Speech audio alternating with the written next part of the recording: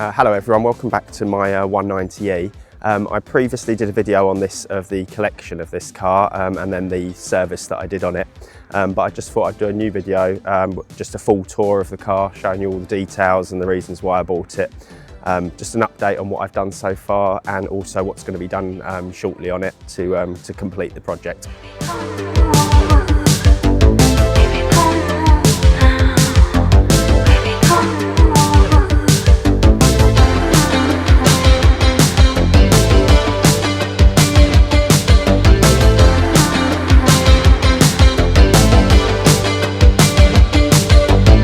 The 190E was introduced in 1982, which was actually a few years before the W201 E-Class came out.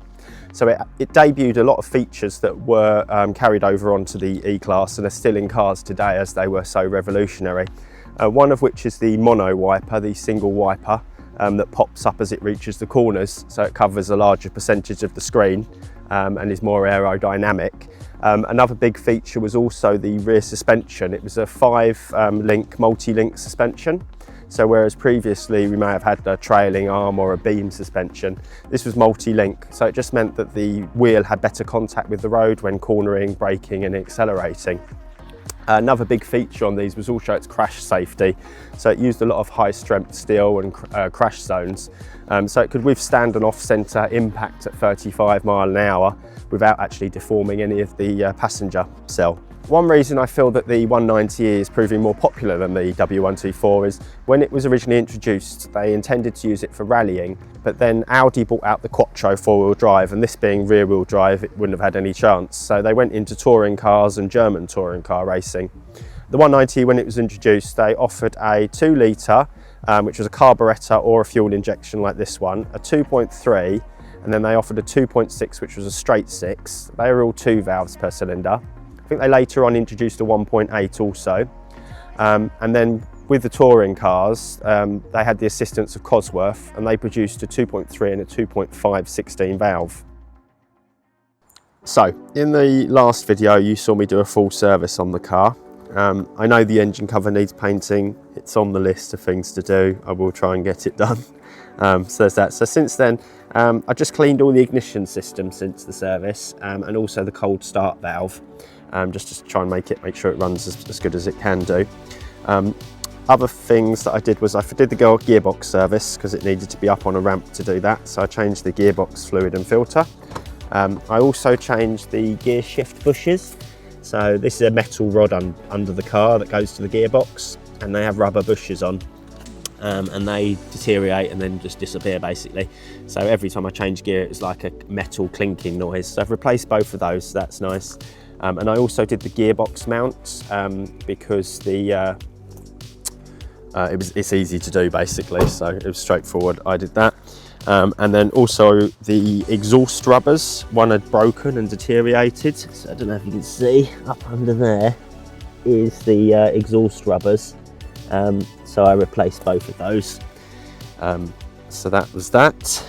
Hi, here I am under the 190E. Just working late after work, getting some bits done. So I've just changed the gearbox fluid and filter and drained the torque converter. So that's all done. That all looks nice and clean now. And I've also replaced the differential fluid as well. So there's the drain plug and the fill plug there. Fortunately as well, I've discovered what the knocking noise is that I've been having. It turns out the exhaust rubber had broken up here. So this was leaning to one side and touching the bodywork, which was what was giving me the knocking. The donut that holds it had just snapped basically. So now I need to get some more of those. But yeah, just having a look around underneath, it all looks pretty good to be honest. Down here, rear suspension, bit of surface rust. Even the exhaust doesn't look too bad to be honest. And under there, springs look okay. And then just back along this side, lower arms have got some surface rust, but and clean that up. They've clearly got coating on them. And then there's the sump, the new sump plug that I did the other day. There we go. Here we are inside the 190E.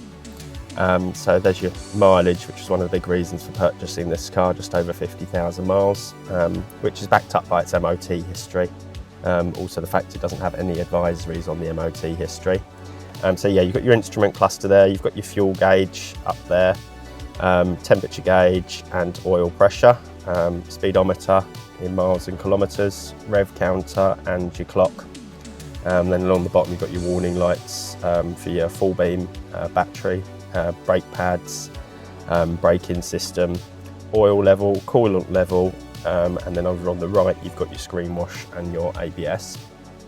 Just up the top here we've got our switch for our sunroof to roll it back or pop it up, your reading lights and your main lights, and also your seatbelt warning. All the headlining's in lovely condition. There, including the grab handles, some visors, down to the dashboard. Some of them do crack on higher mileage ones, but this is all perfect. Go over there. The air vent, this left-hand air vent is broken, so I've ordered a new one. Mercedes have just started remanufacturing those. So that's £50, I've ordered one of those. Got your heated rear window there. Over this side you've got your rear lights, cabin lights, and that is actually cracked. They're £150, so I may order them or see if I can repair that. Got your heater controls, so again quite rare on a car of this age. You've got left and right, two-zone climate control, fan speed at the top there and your air direction in the middle. Got the radio that I fitted previously. There's your ashtray, cigarette lighter. Has been used. Down here you've got your gear selector. Obviously I changed the surround in the previous video. You've got your electric windows, the front ones are one touch. Hazard warning lights. Your control for your passenger mirror, because obviously you can't reach that, but the driver's mirror you can, so there's just a handle to adjust it. The gearbox, you have a standard mode and an economy mode. So in economy it will just pull away in second gear and change up quicker. Where sport it will pull away in first gear. A normal handbrake, rare on a Mercedes. Normally it's a foot operated brake. I bought this off of eBay, it's a little cup holder, it's only £20, because the standard cup holders are just there and are pretty much useless. Got your armrest there, which just pops down, it's a bit tricky. All the seats and everything I've shampooed and cleaned, and you've got the new mats in there. So that all looks lovely. In the back's pretty much perfect as well. Only issue is the door cards are starting to peel in the back slightly. So there's that. Ignition switch on the left on these, and over on the right we've got our headlamp switch and our headlamp height adjustment. Again, door card on that side, it's all in lovely condition. Steering wheel, there's hardly any wear on it at all. And there we are. Right, here we are at the back of the car. As you can see, there's the spoiler that I've removed because it turns paper mache, and a new one has now arrived, so that'll be being fitted by the body shop when it goes in. Inside the boot you've got your warning triangle, a bit of water getting in because of the spoiler. Yeah, so you've got warning triangle. Inside the boot's just painted, it's not carpeted as in other models. You've got your carpet mat at the bottom there, and then the sides have plastic panels to protect them. Underneath the carpet you've just got the original toolkit, fire extinguisher and a bottle of transmission fluid that I'd left over, so I put that in there. And then underneath here is the original spare wheel, so completely unused, it's still got all the dimples on it, and it's an alloy wheel, so that's in there. That's lovely. And then that's pretty much it for the boot. Obviously you've got the original sticker on there that survived. Right, so here we are on the outside of the 190E. So it's Nautic blue, this colour is, I believe. So just show you around. So generally it's in very good condition, very original. The wheels were grey as well when I got it, as you remember, so I had them repainted in the original colour, and I made some attempt to refurbish the plastic bumpers, but I'll probably get that redone by the body shop. So yeah, it's all very, very original. No rust, as I said previously. A couple of dents, but that's it.